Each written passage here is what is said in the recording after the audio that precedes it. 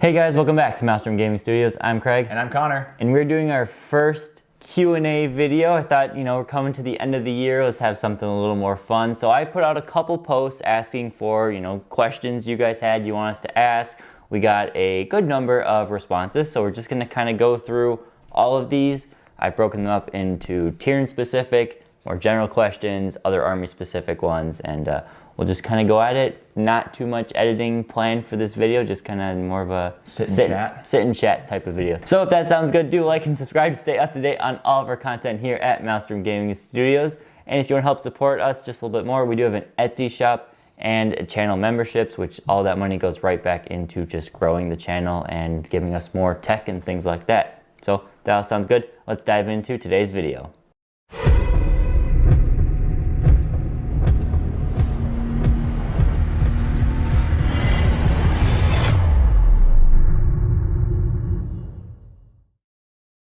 So we are going to start with some Tyranid specific questions. I've got them broken down like I said. We're going to start with a few Tyranid ones and then we'll just try and mix them up and we'll come back to Tyranid specific ones at the end because a lot of you guys had Tyranid specific questions. Cool. First one is from user Letters and numbers. Letters and numbers.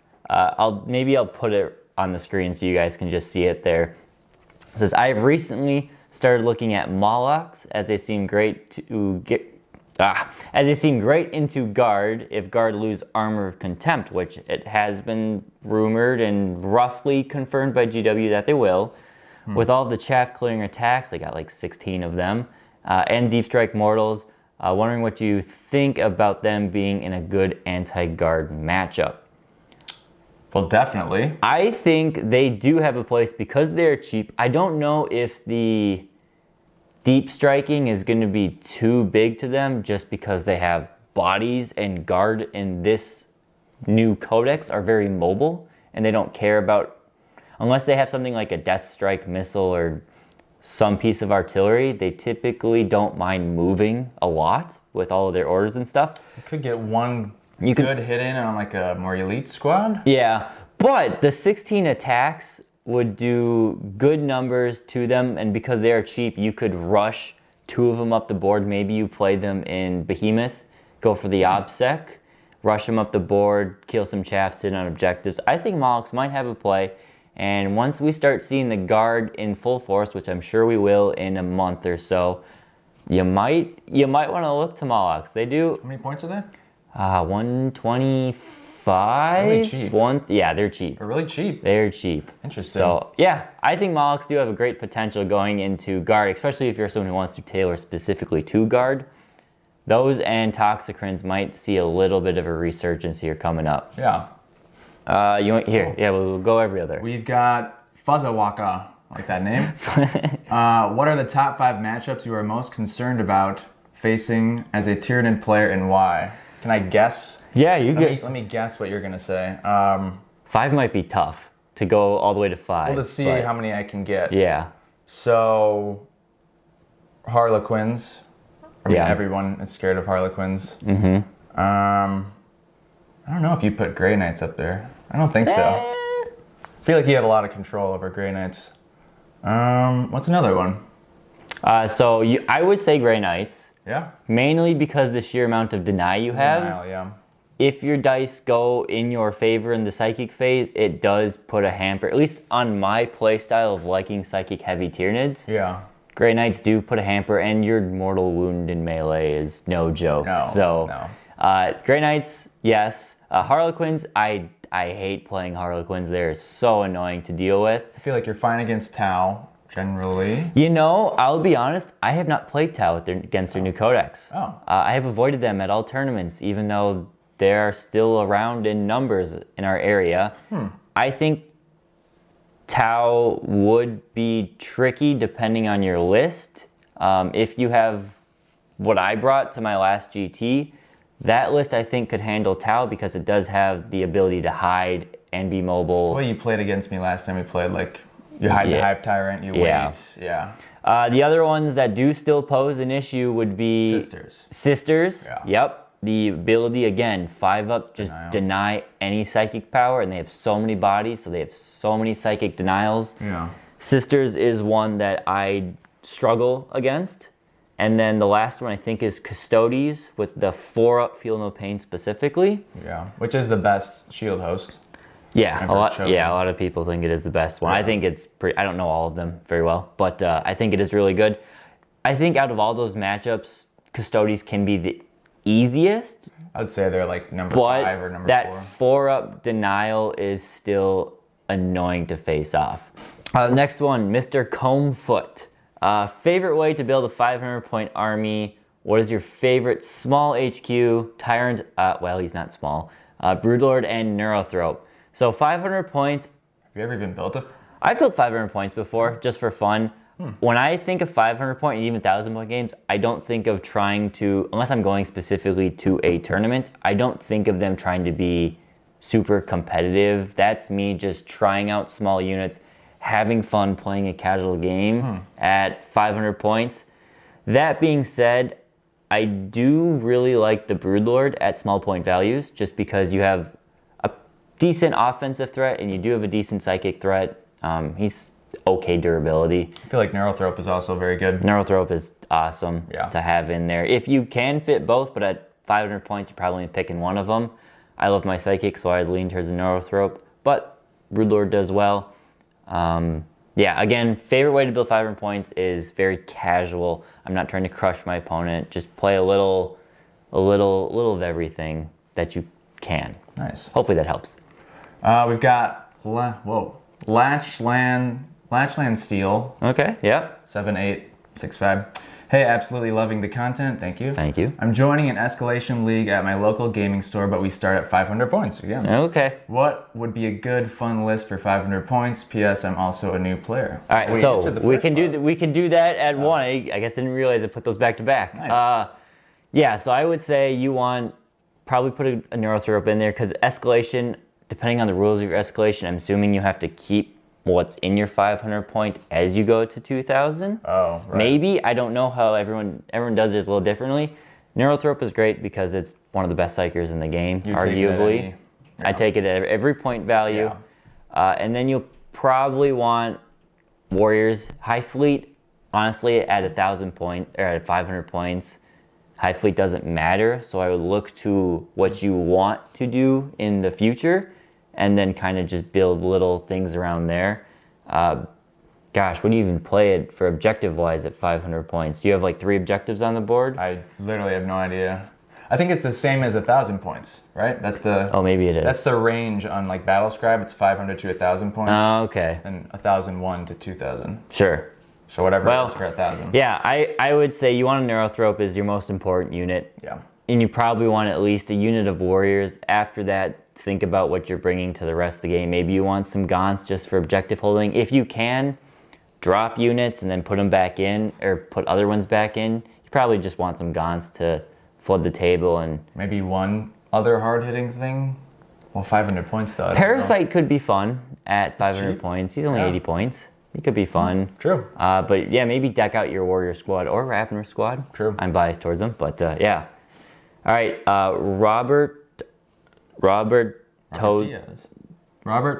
Roberto Diaz. There we go. We know. Sorry. How to read. We're good at reading. Midwest. Robert Diaz, 4670. Tyranids. Okay, if we include a list with 2 detachments, like 2 different patrols, they both have the same high fleet, can the 2 difference have 2 different hyper adaptations? No. They cannot. You can, but then you would lose all your Tyranid-specific buffs and stuff. Oh, okay. Because it specifically calls out that the high fleet and the adaptations have to match. That makes sense. Yeah. All right, we've got Ian Don Crowder, 995. I think it's Landon. Oh, I thought that was an I. Hey, maybe it is an I. Makes more sense. Landon Crowder. Have you tried any Monster Mash Territorial Instincts lists? So Territorial Instinct is the OBSEC monsters adaptive trait. Having a lot of fun with Jormungandr and Behemoth myself. Moloch OP. It's funny how a lot of these... People like the Moloch. Yeah. I think the Moloch in a Territorial Instinct-based list is almost an auto-include. I feel like you can just steal an objective every turn if he's alive. I have played against another Tyranid player who was using that, and they pop up there, and they're not hard to kill, but if you don't dedicate enough to them, they just hang around and they sit on your objective and they take your home objective. I was gonna even just the first turn they come in, they pop up, and if there's 10 Gaunts on there, they'll probably end up taking it. He could kill him. Because the mortal wounds. And if he has to go into combat and he forces your opponent to maybe spread out or something. Yeah. But in terms of other Monster Mash based lists, I have tried I've tried Behemoth once before. I think I used a Behemoth one against you and your Grey Knights at one point. Maybe a while ago? I like it for bringing Carnifexes, Old One-Eye. Swarm Lord is fun, making him OBSEC. Can do some scary things to your opponent. Terrifying. Another one, actually, I can let you in on a little. I am bringing a Jormungandr list to a tournament this coming weekend. It's just a more casual RTT. Cool. But it is the first time I'm bringing Jormungandr to an event, and it is a Territorial Instinct one, and I'm running 4 hero duels.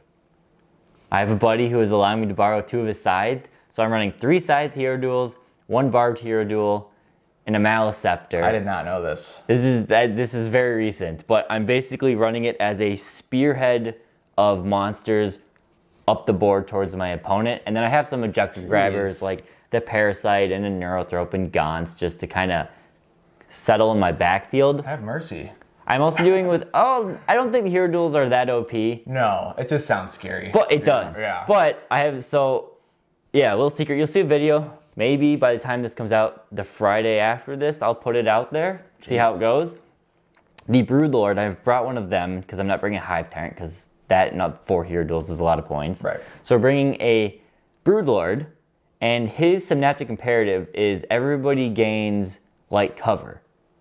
So now my hero duels, I'll get a +1 save, and you bring some Venom Thropes, or you don't even need Venom Thropes, you just have Jormungandr, which at 18 inches away, they're -1 to hit.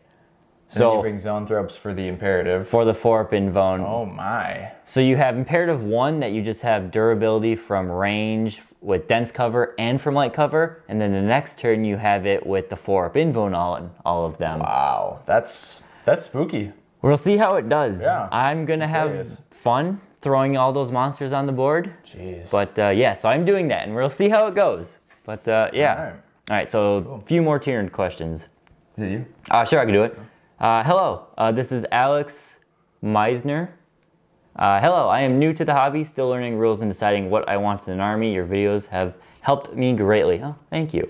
Glad to hear that. When should someone use Hormagaunts over Termagants? So right now, I don't think Hormagaunts are in a great position overall. A little pricey. They're a little pricey for what they do and how easy they die. Maybe Hormagaunts will see a little bit of resurgence with Guard coming into the field of play because Hormagaunts do an excellent job of shooting through lines of Guardsmen. It's tough though because Termagants are cheaper and their guns are so strong. Their guns, how many points there?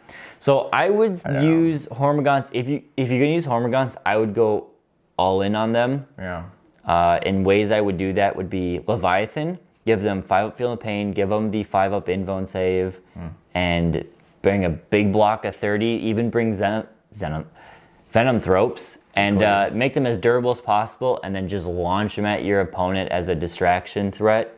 Otherwise, they're not bad in Behemoth as well, but I like them more so as minimum 10-man squads that can just sit on objectives and use their mobility to go from objective to objective, raising banners, maybe bring a squad or 2. So I'm not a big fan of bringing just a bunch of them. You can put all your eggs in one basket. It's fun. It's fun. A big unit of them can kill stuff. If you bring Swarmy with them, they'll do damage. Yeah. But Hormagaunts, they're not in a great. Otherwise, Termagants, I would bring those every time you bring a Tervagon for sure. At least competitively, for sure. And if you don't have the points if you're bringing minimum squads of 10, again, if you don't have the points for Hormagaunts, then I just bring Termagants. But I like for min 10 squad, Hormagaunts over Termagants. Yeah. Yeah. Cool. Will Check 8782. Question from an Eldari player.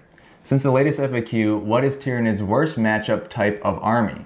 And what gameplays/strategies seem to work best when playing against the Kraken, Behemoth, and even Leviathan builds? Thank you.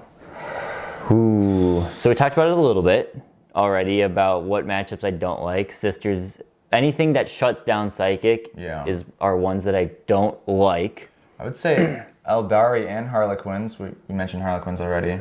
Harlequins are good. They don't have as best of Psychic defense or Psychic denial because they only have one Psyker typically. Eldari have a few more. Gameplay/strategies. Gameplay strategy. So Behemoth is just really outlasting your opponent, anti-tank, because if you're playing Behemoth, they're probably bringing Monster Mash. Leviathan is pretty casual. Casual as in they'll bring a bit of everything, so there's not one way around every Leviathan list. Kind of same with your Kraken list. Kraken, you have speedy units. You have speed, so if you can play the speed maneuverability game against Kraken, you'll do well. That's why I do struggle against Harlequins, is because they can be outside my threat range. They're one of the only armies that can be outside of my threat range, but still be within their own threat range. True. Because typically you're trading units, you're sending them out to the objective. So anything that can trade up against Tyranids, so things that can go through 4 damage stuff against the Raveners is good. You already mentioned it too, but the importance of shutting down Psychic against at least your Kraken list. I mean, imagine if you didn't get your Psychic powers off like consistently. Yeah. How defensively and offensively that inhibits. Yeah, that's the biggest one I can say is anything that shuts down Psychic is where Tyranids get a huge boost of their abilities from. I mean, Psychic is giving us potential CP, it's giving us VPs, it's giving us defensive abilities, it's giving us offensive abilities. It really does give you everything. It's normally our anti-tank, and it's our durability, support, and everything. So if you can shut down Psychic, you can put serious dents into your players. And you're an Eldari player. So you should have some chance at doing that. For sure. Any update on rumors on the new Termagant models? I haven't heard anything recent. Since last we know is that Tyranids are the first Xenos. They're going to get the Necron treatment coming out in the summer. It's so weird. You're one of the later just weird how they do. Well, we're a mid. We were what, January? I guess that's mid, February? Yeah, I guess because the leak came out like a full month before the Codex. Anyway, well, so we know they're going to get a treatment. I don't know to what scale, what design, what everything will look like. But what we do know is so far, at the time of recording this, they have announced 5 books for Arcs of Omen. And we know the first one is probably coming in January.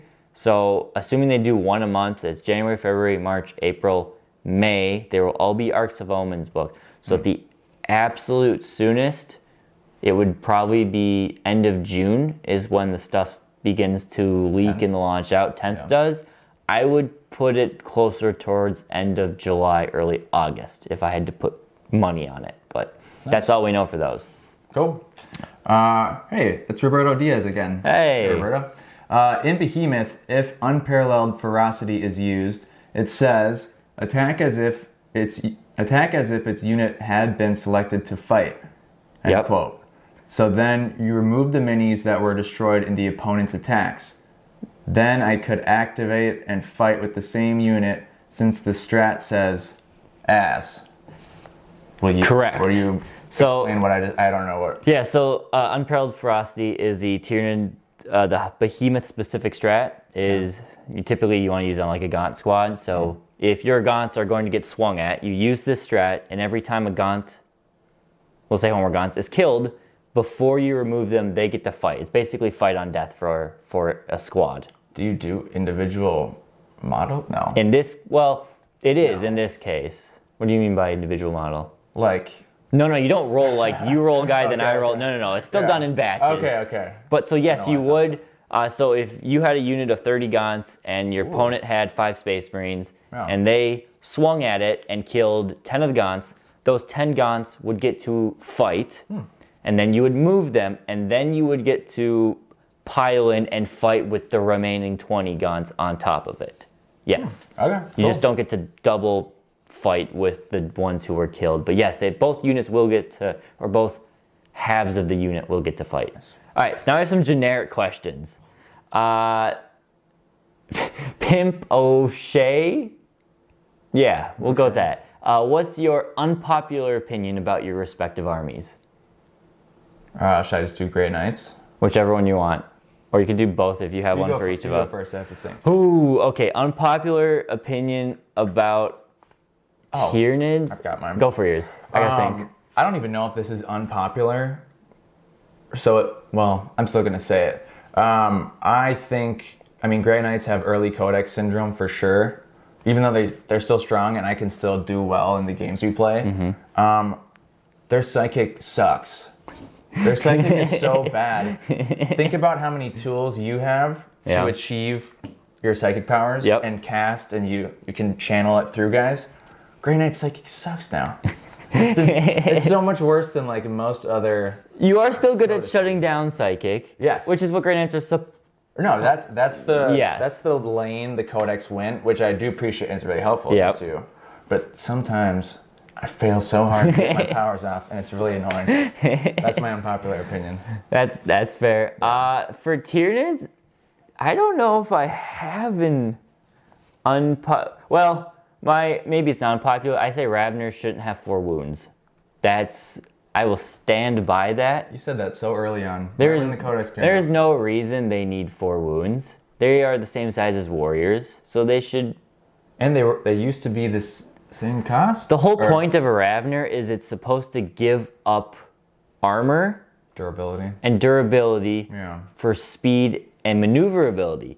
Well, now they have the same toughness, the same armor save, but Ravner has an extra wound. And it has extra attacks. Yeah, right. They're 5 points more. And they're 5 points more, but still, there's no reason Ravner should have 4 wounds. They should, if GW puts in the next Balanced Day Slate, change Ravner's wound profile to 3. Yes, that would be a huge blow to Ravners, because one of the main reasons they're so good is that 4th wound, because it really messes with people when you put Catalyst on them. But there is no reason, lore, balance, anything wise, they should have that 4th wound. So yeah. Okay. That's what I say. Nice. Okay. Me. Mine kind of mine. Sure. Yeah. Kind of mine. What Tyranid creature could you beat in a fight IRL 1-on-1, including fluff exclusive ones like Termagant beetles? So I believe it. There's no way. Well, let's start with like the first thing your brain goes to, which is a Gaunt, and there's no chance that a regular human beats a Gaunt. I don't know. A Termagant? I think you could take a Termagant. Dude, what if they hit you with their gun? Yeah, that's unfortunate. Your entire body will just melt. It doesn't melt. It's what's this gun? The Flesh Borer is a beetle, like a Termagant beetle, I think, that starts devouring your flesh. Don't you think that beats us punching a Termagant? Like, yes, if you get shot by a Termagant, you don't stand a great chance. But if you don't, I think you could beat it. Termagants are supposed to be like German Shepherd-sized creatures. Shepherd-sized. They do have little armor. They do. Yeah, they don't have great armor. But they have some armor. If we're allowed a knife, then I guess that's an important aspect of this question. If we're allowed at least a knife, I think we have little issue with the Termagant. We could take a Ripper. Hormagaunt scares me. And so maybe a Gargoyle, although they would be tricky if you don't have any ranged profile. Gargoyle is even harder. Yeah, if you don't have a ranged weapon, Gargoyle probably would be really tricky, because they'll shoot you while you're trying to aim.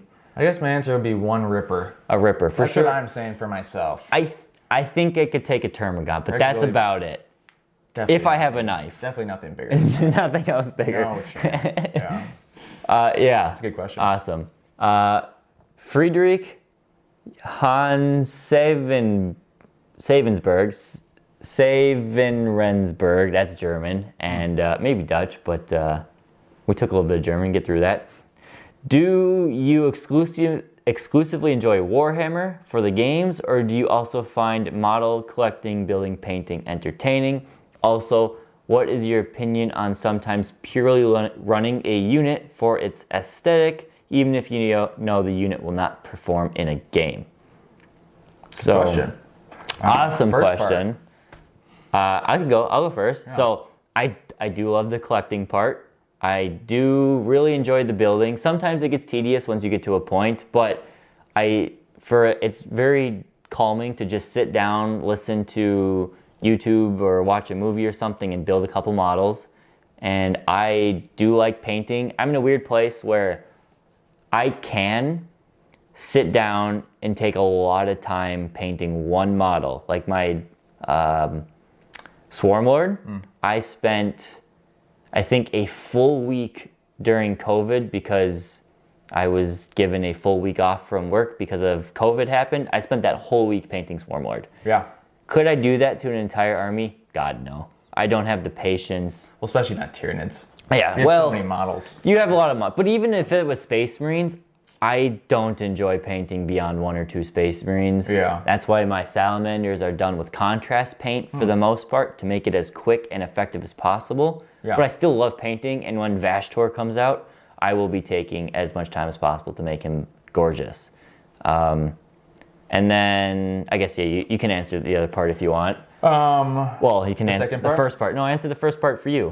First part, I like collecting, but I don't paint any of my own stuff or build any of my own stuff anymore. Yeah. Craig offers to do it, and I give him money. Yeah. And I think it's really cool that people paint and build their own stuff. It's not your thing. Now you're part of the hobby. I just have such severe ADHD or something. Something that makes me just not want to do that part of it. I do like collecting stuff though. Yeah. No, that's fine. Everyone's got their own part to it. Yeah. Do you opinion on running a army or a unit purely for aesthetic purposes? I would say that comes in 2 parts.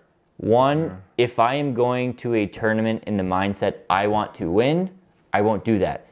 If I am playing a game more casual, just going to, maybe I'm going to a small tournament just to have fun, absolutely. I'll bring off a unit. I went to the last small tournament I went to was a doubles 1,000 point game. I brought a extremely non-competitive Demons army purely just to show off the models. Yeah. I did not do very well in terms of the gameplay performance. Probably but had fun. I did have fun, and I did get best overall because I got best on painting. I performed in the middle of the pack on gameplay performance. My allies in those games carried me. And then I did pretty well in the sportsmanship vote or whatever. So yes, absolutely love running armies just to show off and have fun with units for aesthetic purposes. Nice. I like that it worked out that I get to read this one. How many people has Connor beaten to death and buried in a shallow grave? Any tips on getting away with it? So this is a 2-parter. 0 for the first part because I always bury them in a deep grave because then you don't get caught. And I'm not going to give you any tips on getting away with it. So that's all you get from me. We're joking, YouTube. The jam liquor. So many good names. When are you guys heading to the UK?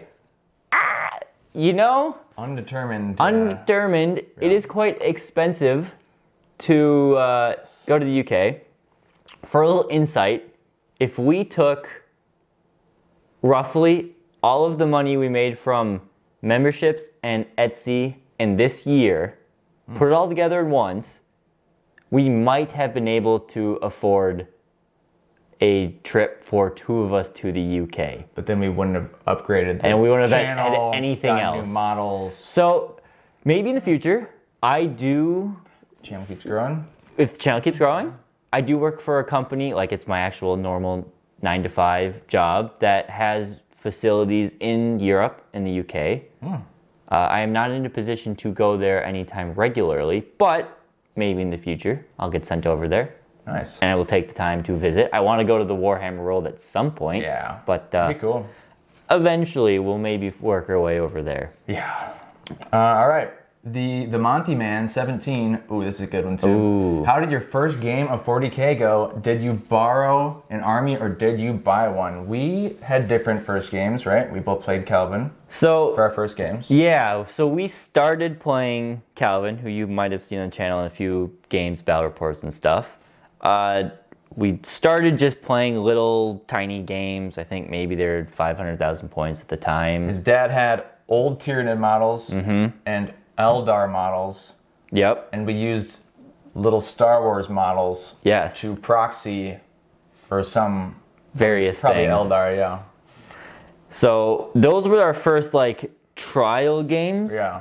For me, my first official game I will remember is going into the game store, and it was like the Saturday pickup day, and back before everyone was on social media and you just like messaged people for games. I just showed up like, I want to play. It's gonna be my first game. We're getting old. And this dude was like, "Hey, I'll play you with my Eldar."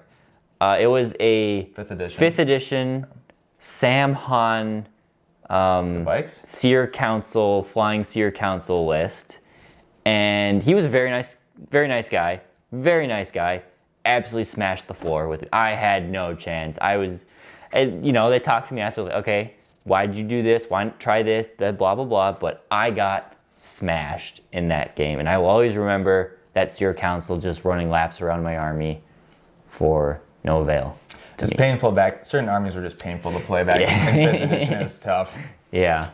I don't know what my first game was. I don't think I remember. I mean, my first actual games were all against you and Calvin. Yeah. With your Dark Eldar at the time. Dark Eldar. I started with Dark Eldar and quickly swapped them out for Grey Knights. Yeah. So that's my answer. The Grugelful. Everyone has a fun name. Almost everyone. As a new Tyranid player myself, I sometimes get lost in the bloodlust and making bad plays on not holding objectives. I play more melee-focused Kraken list. Good choice. So I was wondering if you could share some tips on what units you take as objective holders or strategies you keep units back from the front line while still being useful.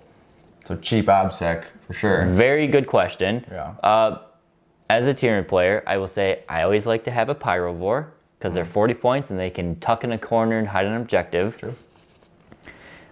Do think of units as multi-purpose, so your Venomthropes can also hold an objective, do actions while still giving out the bubble. Yes, they're not OBSEC, so that could come in and do some issues, but on a backfield objective, that's something.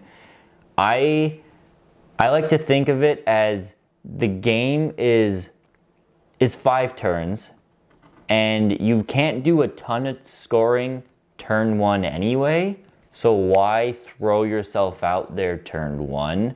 Yeah. Most, not all, most secondaries can score 3/4 to 4/5 of their points in the final 3 turns. Yeah, sure. So you could look at it as, just toy with your opponent, get a few points in the first turn or 2. Yeah. And because you're playing Kraken and you like melee and mobility, wait for that opportune time to strike at the end. So I like running minimum squads of Raveners, maybe a unit of Gargoyles or Hormagaunts just to have some OBSEC around there, and then a single Pyrovore, great for doing actions and stuff as well. I would say watch the battle rep we just put out. Yeah. The battle rep we just put out. What you did with your Hive Tyrant the whole game. Craig it's an example of not overextending and not sending something in when you don't need to. Because I really wanted him to send the Hive Tyrant, of course, because then I could have gotten rid of it early on. Yep. But you held it back for like 3 it was or turn 4 3. turns. Turn 3, I waited. I just kept him back there. And it pretty much worked. Yeah. Overrun helps a lot if you do get aggressive to tag something. Is that the Kraken one or is it? No, that's just Tyranid specific. Nice. To just tag something and then go back out of there. Yeah. But yeah, you do have to just look at your secondaries and think, okay, I could score most of these. And if you aren't in the middle of the board, there's a good chance your opponent isn't doing all of their secondaries either. So maybe think of it that way too. Hopefully that helps. It's tough to say until you're actually like in a game playing, but it's tough to keep in mind too sometimes when you're playing. Similar issues. All right, we got a few more generic questions. Yeah, we're about halfway through, so this might be a long video. Oh well. Favorite video game and movie? Wow. Ooh. Well, Ooh. I'm not just saying this because this is a 40K channel. I think it's true. My favorite video game is Dawn of War 1. Oh, yeah. The original game, specifically the final 2, is it expansion packs? I think so, yeah. Dark Crusade and Soulstorm. I'm not going to say how many hours I have. Those aren't games that you should have tons of hours in because I think to most people they're not replayable, but I bet there's people out there. I'm just obsessed with them. So obsessed with them. I don't know. It would have to be Last of Us. Oh. The original Last of Us. Funny. If I just had to pick one game, The best favorite game, yeah. that would be it. Okay. I hate campaigns, but that campaign was story. so good. Yeah. I shed a tear at least one point during that campaign. I played it my roommate freshman year of college, had a PS3, had that game, was like, hey, can I play this? It's sure. And I played through it in like 2 weeks. I loved it so much. But that'd be movie, I couldn't tell you. I got a long list of those. I've always said that The Dark Knight's my favorite movie since such it a came good out. one. It's so nostalgic for me, and I still love watching it. That is up great there in movie. my top 5. Yeah. I'll say, yeah, Dark Knight is a great one. Yeah. I like Edge of Tomorrow. The Tom Cruise movie? Yes. It's a really good movie. Tom Cruise and Emily Blunt. Yes. Love that one. And then for a different one, The Big Short. I actually really enjoy that one. I've never seen that one. That's the stock market? That's the housing crash. Yeah. 2008 housing crash video interpretation, rendition, whatever you want to call it. I think it's really good. I've heard it's good. But yeah, I'll put those 3 out there. Nice. We've got Beak Leak. Beak Leak. Would you rather fight a Trigon-sized hamster or 100 hamster-sized Trigons? Would you rather fight a Trigon-sized hamster? Definitely 100 hamster-sized Trigons. 100 Think about how scary a Trigon-sized hamster. That's huge. A Trigon. That's so big. It's a huge hamster. It's like the size of a house. Yeah, many stories tall. Yeah. It's a huge house. You have a way better chance against 100. You do have, hamster-sized your Trigons. legs will be, there's be nothing left of them. But you can try to stomp them really quick. You can try and stomp them, but God, those things are gonna, like you stomp on one and like 3 more are gonna crawl up your leg. I'm still gonna go 100 hamster-sized Trigons. That's a great question. Is the hamster like says- actively trying to kill me? It says fight. So So you two are fighting one another. That's how I interpret that big hamster is gonna be tough to kill. Like you stab it and it's not really gonna it. care. A blade wouldn't even go through its skin. It's so big. Maybe not. You know? I guess I'd take my luck with the 100 of them, but yeah. You got a better chance with that. Good question. Great question. What is each of your favorite armies in the lore besides Tyranids and why? Necrons. I love the War in Heaven I was gonna say the same thing. with the old ones, the Catan, Yep. Eldar, Necrons. I've seen people say that Necrons are actually the good guys in 40K. Yeah, And if you think about it, it could be argued. it could be argued. Yeah. Because it's certainly not the Imperium, which I like. I Yeah. like that they're not the good guys, but Yeah, I'd say the same thing. I'm not big on lore. I don't read a ton of the books. I don't listen to a ton of lore videos. Yeah. But the one that always draws me in and I go back to listening to is the War of the Heavens. It's really cool. So I don't have a ton of interest in playing them on the tabletop. They'd be fun to play and try and use. But for sure the lore, I love Necrons for that. totally. Geiger, if you're German. Yeah. I'd like to ask, hold on, let me start this over. I'd like to ask if you think you might do some tutorials based on decision making. Okay, based on that earlier question. Good idea.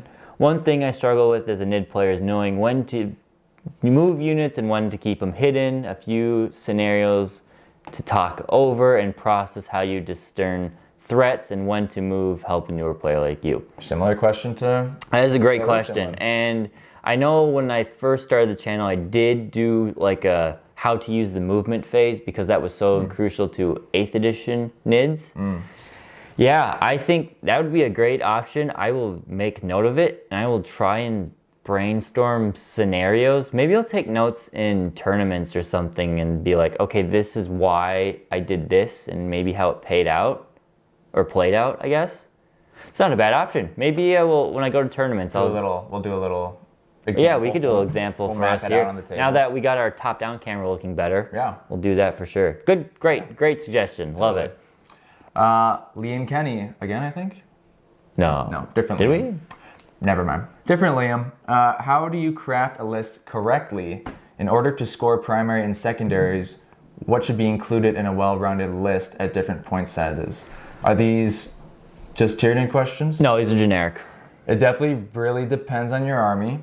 It does. Every army is different in this way. Like Necrons and Sisters, the secondaries are so easy that you can kind of make a bunch of different lists and it would still work. Whereas I think you've said Tyranid secondaries kind of lack.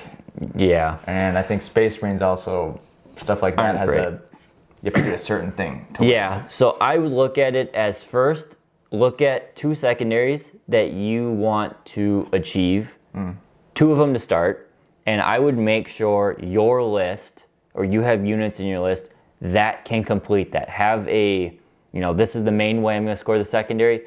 If that unit dies or that plan fails, this is the second way I'm going to do it. For my list, my Psychic Interrogation, my Termagant is my #1 way to do that. If she dies, my Hive Tyrant does it. Yeah. And if he dies, well, then I can go to my Neurothorpe if I have to. But look at it that way. So look at 2 secondaries because every army can play primary to some extent, but not every army can play to the secondaries. So pick 2 secondaries and make sure you have a game plan to get as many points, at least 12 of those on there. The 3rd secondary, like Connor was saying, some armies can just do that 3rd secondary and you don't have to build your list around it too much.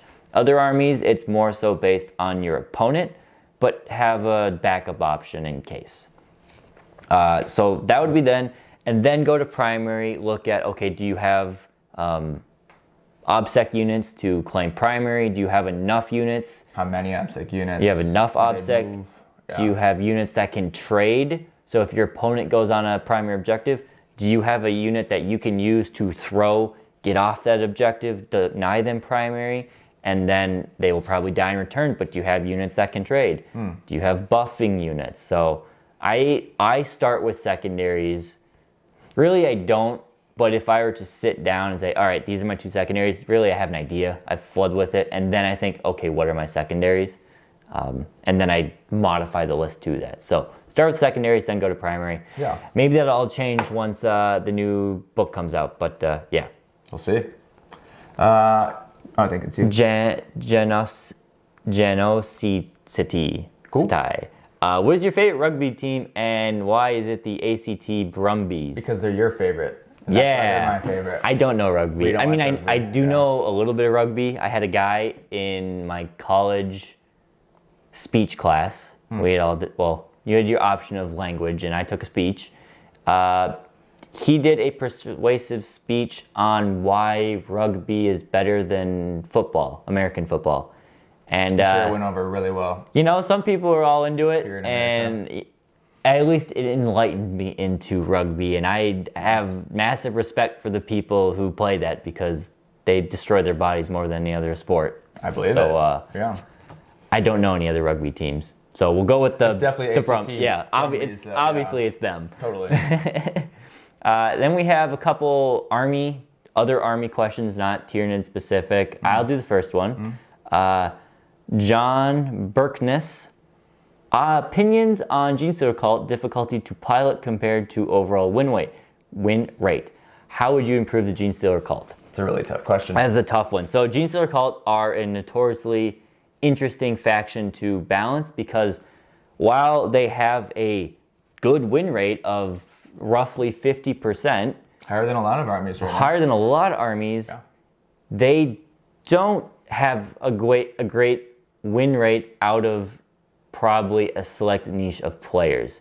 Because the Genestealer Cult are so fixed in their play style, they don't have a lot of options when building. I think when someone finds a list that works, they play that list over and over again, and it it does its same thing in repetition. It's not like some other armies where you have to, trade perfectly with your opponent. You're just out there doing your secondaries and taking the primary and saying, all right, opponent, kill me. I'm going to score enough points. It takes a certain mindset and level of repetition and practice in order to achieve that level with it. And again, it comes down to there is a fixed way to play Tyranid or Genestealer Cult successfully. I haven't totally figured that out at all. I think if they want to improve this, they need to make a wider variety of units and builds more viable. Right now, Aberrants, they kind of balance the codex more, yeah, they need a little more internal balance. I guess. Maybe give some more options to secondaries. In doing that, you might have some of those players who can really, really excel with Genestealer Cult, but you might get a few, not as great players with them. Like me, I'm not great with them. It's so hard to balance though. Just because they play so differently than any other army. It's more about repetition and practice. I got a buddy who, half the reason why I have a huge Genestealer Cult army, he gave up. He played them. He said he played like 35 games with his army, and he just could not figure them out. And he said, I don't want them anymore. I know you have some. Here you go. That's essentially how I have a 4,500 point Genestealer Cult army now. Nice. So yeah, that's why I'd say Aberrants need a buff, and then maybe a little bit better internal balance. They're also just their army structure is not designed for, like their lore and way they play is not mass warfare. They play they play guerrilla warfare. They're designed to play, kill team. I'm sure they'll do well in the boarding action Arcs of Omen. I'm sure they will, yeah. And in smaller point games where your opponent doesn't have these huge threats, because Genestealer Cult don't have that huge threat that matches an opponent's huge threat. It's what Aberrants were supposed to be, but they're just not there. They're just not quite the best. So that's what I say there. Yeah. Adam Reed, what are your thoughts on the creation of Bile Army, and would you play them? I also want to know who you would use for the HQs. How would you make the army at 1K, 15K, 1750K, and 2K points? I don't even remember what the creation of Bile gives you. So creation of Bile, I believe... +1 a charge or something? No, so it gives your entire army fight on death. In melee. That's pretty cool. That's the main thing. And then they have their own little buffs and powers. Huh. I don't know much about creation of Bile, but I do know you do need a Master of Possession for their Resurrection Psychic Shenanigans. Use Possessed. You do need Possessed. Yeah. You need a block of 10 Terminators. Of course. A Lord Discordant. Probably a unit or two of Cultists for objective grabbing. I don't know if this is competitive, but I would take Fabius Bile because he's cool. Obviously, you're playing his army. You might as well do it. I don't know if I think people are mixed on if he's worth it, but I don't. Yeah, maybe a Demon Prince, but maybe. Yeah, I can't tell you too much more except from the army I played against in a tournament. And he did all right overall in the rankings. I think he went 3-2. But I feel like they have good win rates. That Terminator block. Yeah. You do everything you can to make that Terminator block just unkillable, because that is going to be probably the key to your army. So true. That's as much as I can say. Robert Lowe, what's the best way to grow a Grey Knight army after the patrol box? Nice. Are any of the troops better magnetized for weapon options, or just build as many as each for the usable troop type?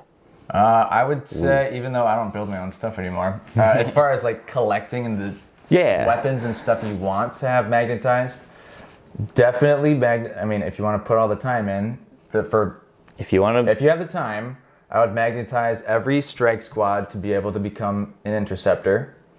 So you can. I don't know if you'd even go that far, because you're gonna need at least 15 strike squads, right? I guess you're right. So you would want at least just 15 strike marines. You might as well just have them separate. And then beyond that, you could have some magnetized. Yeah. But I would say for weapons, magnetize the sword and the halberd. Yeah. And maybe a hammer. But I would say you want to make one a hammer, though. You probably. The Justicar, if you are great with magnetization, you could do that. The arms are different with them. That's right. They're an old. You could, I think. You could. Yeah. Be a little tough, but you could probably make it work. Probably could. Let's see. Best way to start after a combat patrol box. So the patrol box comes out with a Dread Knight, a Librarian, 5 Terminators, and 5 Strike Interceptor. Yeah. Yeah. Are there any other boxes? No, not anymore. I mean, definitely get your 15 strikes because you need that for like every game. Yep. Dread Knights. They're not in vogue right now, but I think you still want them. You probably still want to have them. You'd probably want 2 combat patrol boxes. You have 2 Dread Knights.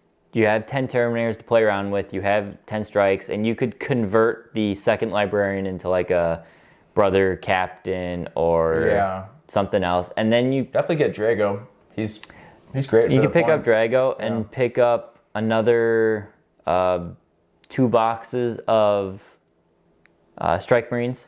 I'll tell you what you don't need to worry about right away is don't worry about making any boxes Purgation Squads. Maybe somebody's found a use for them. I just think they're terrible. Purifiers are not, they're honored knights, so they don't ever get Brotherhood benefits. Right. So it's just not really worth it. And I would say make your Terminators into Paladins first before Terminators. Because technically you put a little book on there. Oh yeah, but you don't have to. Yeah. So yeah, we'd say 2 combat patrol boxes, and then flush out your Marines. Yeah. And yeah. Good question. Great question. We had him before. Genestealer, whatever. Sorry. Sitai. I don't know how to say it. I can't say that. You tried. Which are your favorite Space Marine chapters in the lore and why? Raven Guard, of course. Do you play Horus Heresy? I'll start with the chapter 1. Salamanders are my favorite. I love the fact that they actually care about humanity. Unique. Yeah. And Fire and Melta is awesome. So and they look cool. Hammers and Thunder Hammers. Yeah, they look cool. Salamanders for me easily. Grey Knights. They are a Space Marine chapter. They are a Space Marine chapter. They're a part of the Inquisition, but they are the 666th chapter of Space Marines. Nice. Which is cool.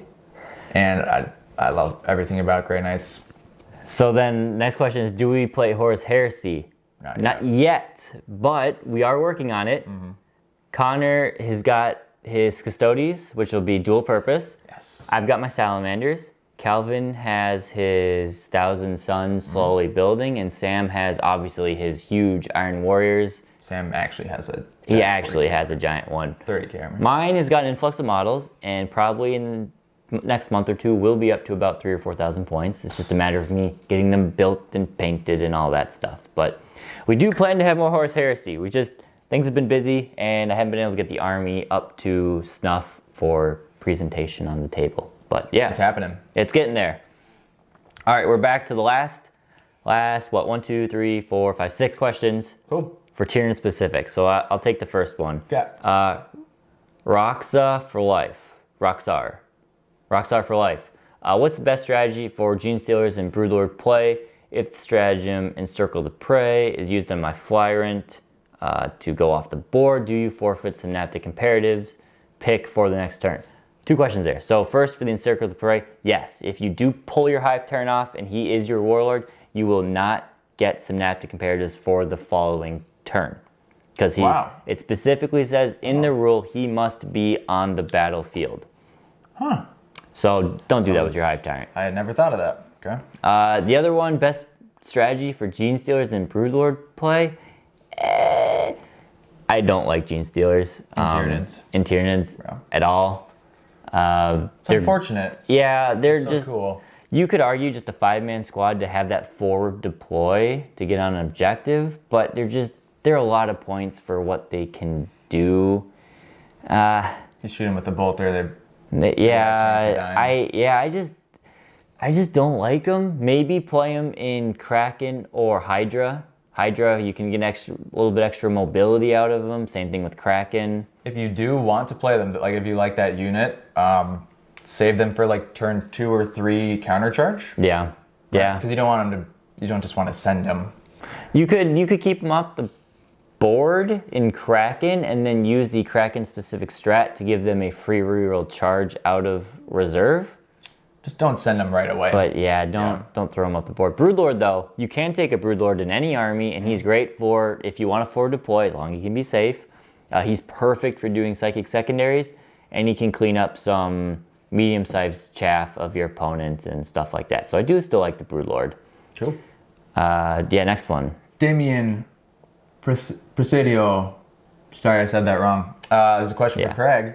Fun strategies for taking on Imperial Knights / Chaos Knights as Tyranids. You just did this. Fun strategy. I just did this. Fun or effective, maybe a little bit of both. Fun would be bring a bunch of hero duels and Carnifexes, and maybe a Tyrannofex. Bring all. Biovores can deal with mortal wounds, yeah. Maleceptor does actually a lot of decent work. So big bugs, that's the fun way to do it. Flyrant, Reaper Tyrant can, if your opponent doesn't have the right buffs on them, can just drop the baby knights in one swing. But the best way to deal with them is Psychic. Zoanthropes will just do huge chunks of mortal wounds to them. So on average, I think, well, if you Super Smite with a Zoanthrope, they do, what, 7 mortal wounds to a baby knight every time? 7? I feel like you just roll higher, usually? No. What's an average Super Smite? Average Super Smite is D6, right? So it's 3, so yeah, 6.5. Oh, yeah. So 6 or 7 mortal wounds. Okay. So if you keep a pair of Zoanthropes together, every turn a pair of them is dropping a baby knight. And they got good durability in return. So nice. Yeah, that's Psychic. Psychic is the best way to deal with the knights. Mortals. Don't just run up, don't try and outshoot them unless you are really playing to, but then you're not going to do well in primary. Or just try and outscore them with primary. That's also somewhat of a potential. So yeah, mortals. Cool. Iridium Essence. How does your prioritization change for a unit choice based on game size? Are certain Tyranids significantly better in lower point games or good in larger games but worse in smaller ones? Yeah, so this comes down to, when I think of what game size, I think of what kind of game am I playing. At 2,000 points, I'm typically playing competitive, unless my opponent and I agree this is more of a casual game. At 1,000 points or 500 points, typically I'm playing pretty casual. So I would not bring a Reaper Flyer into a 1,000-point game because that is not very nice to your opponent. That'd be funny. A Reaper Tyrant, if you position yourself right and roll your dice well, could take on the entire 1,000-point army if you fully buff them up. Give him Feel No Pain. Yeah. Give him all of the buffs. Hide him, overrun him. Yeah. Jump out, charge stuff. A Flyrant and 6 Tyrant Guard are gonna, and a unit of It's probably like half your army. Venom Thropes. Yeah, it's gonna be half your army, but God, it would it'd be not fun for your opponent. So personally, I say smaller games are for casual matches. So I will bring out things at smaller games, like I'll bring out Tyranid Primes, I'll bring out Broodlords, I will bring out Toxicrins or Harsfexes, things lesser used stuff. Yeah. And that's how, or Lictors, yeah. True. So that's how I play it. Cool. Yeah, you can do the next one. I've been running a Spearhead with 2 Tyrannofex, 6 Carnifex, some Zoanthropes, and a Tyrant for casual games. Do you think there is any way to use something similar for competitive play? Craig also has experience with this type of thing. With your old tournament list you were using. The Behemoth one, yeah. So this way, I would run that in Behemoth or Jormungandr if you're going for maximum competitiveness. You ran Carnifexes in Kraken, though. They do well at Kraken, but if you're running that many of them, you probably don't have a lot of OBSEC laying around. You didn't use 6, did you? So I only used 3. So I would definitely put them in Behemoth, give them the OBSEC monster trait, and maybe sprinkle in a unit of Hormagaunts or 2, maybe a unit of Zoanthropes, Tyrant Guard, and yeah, you will do, maybe mix up your Carnifexes, have 3 of them be Venom Cannon shooty ones, have 3 of them be melee Screamer Fexes, Give them adrenal glands, then you're up to strength 8 with those things. They're obsec. Use the flamers on the Tyranofexes. Yeah, you can. Acid spray? Yeah, acid spray. I would, if you're bringing 3 venom cannon fexes, I would bring the flamers on the Tyranofexes personally, because you have your anti-tank. Yeah. Now you have your anti-horde infantry, whatever. So that's how I would play that. But yes, you can make that work. And then if you're bringing that many options, you would have to bring instead of running, you'd have to bring a spearhead and a patrol to make that work. But you can do that. So you'd be a little lacking on CP, but that might be what it is. If you really want, I think the Swarm Lord is best in Behemoth, because that gets him to strength 10. Swap out the Tyrant. You could swap out a Tyrant for the Swarm Lord. It's not as good, but just some thoughts. I love the Swarm Lord in Behemoth, so I'm by it. Or Old One Eye, or both. Just Monster Mash, yeah. The Monty Man again.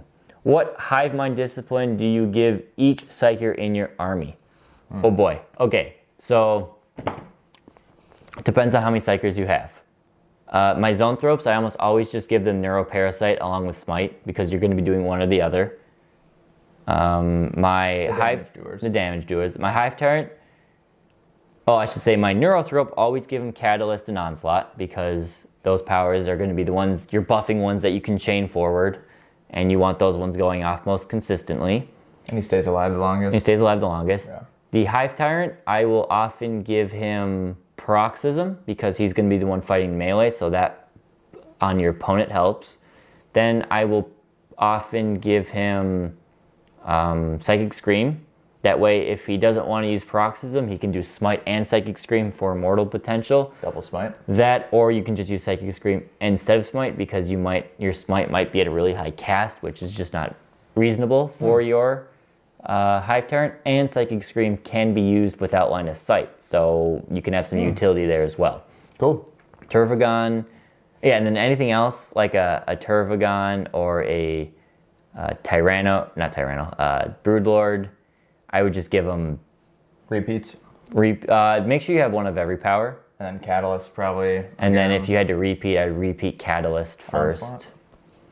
Yeah, you could repeat Onslaught, but yeah. So that's, hopefully that made sense. That's how I break it down. Mainly the Psykers who only do one power, like the Broodlord and the Turvagon, those are the ones who are doing my psychic actions. So I give them the least important power, but you still want it for that psychic secondary, that one Psyker knows all the powers. True. Whew. Okay, one last one. We got doing a 1K tourney competition for fun with some friends. Nice. One of them has recently moved to Demons and has already said he is playing a Greater Demon Bloodthirster. Scary. 1,000 points. As a Tyranid player, how can I plan on making this thing less of a problem and kill or tie it up all game? Smite. You cannot tie this thing up because it has a sweep attack. You gotta use psychic powers. And if you tie it up with like 30 Termagants, that'll only last you 2 fight phases, probably. I feel like you have to. So just use your psychic. You psychic it. It's the best thing. Or you hit it with the Reaper Flyrant. You go right back at him and say, you're gonna bring a big smashy guy, I'll bring a big smashy guy. The Bloodthirster, well, they can take that cap. They can have an 8 wound cap, which the Reaper can ignore. It can? Oh, it does. It does ignore. Oh, wow. So, well, there it is. If he runs him forward, try and bait him, wait for him to come forward, and then you can smite him. You know he's gonna come forward with that thing. Yeah, he has to. He'll be wasting points if he doesn't. Shoot it, smite it, just to get some chip damage. Try and bring it down to 15 wounds, and then Reaper it. Boy. And try and put -1 to wound on that, because that'll help you out.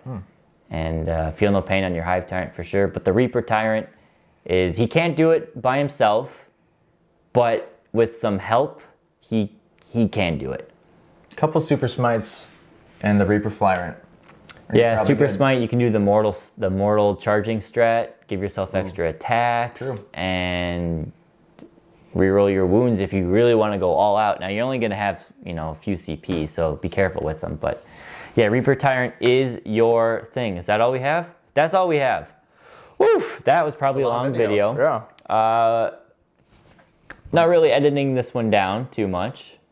So hopefully you guys enjoyed it. If you did enjoy it, let us know in the comments. If you want us to do these more, we're not going to do them probably like every month or anything, but you know, maybe every couple months, every quarter or something, we do one of these, sit down, answer some questions. I had fun. And I had fun, especially, no I like offense. the funny questions for sure. No offense to the guys who are asking Tyranid questions, but the generic questions, those were fun to talk about. Tyranid ones, we're always here to help with Tyranid stuff too. So absolutely. That's that's all we got. So thank you guys for watching. If you stuck through the very end, hopefully we answered your questions effectively into the level you were hoping. If you guys, at least were entertaining. At least it was entertaining, yeah. And if you guys gave us suggestions for things, we will definitely look at that in the future. So that's all we got. Thank you guys for watching, and we'll catch you next time here at Maelstrom Gaming Studios. Thanks, you guys.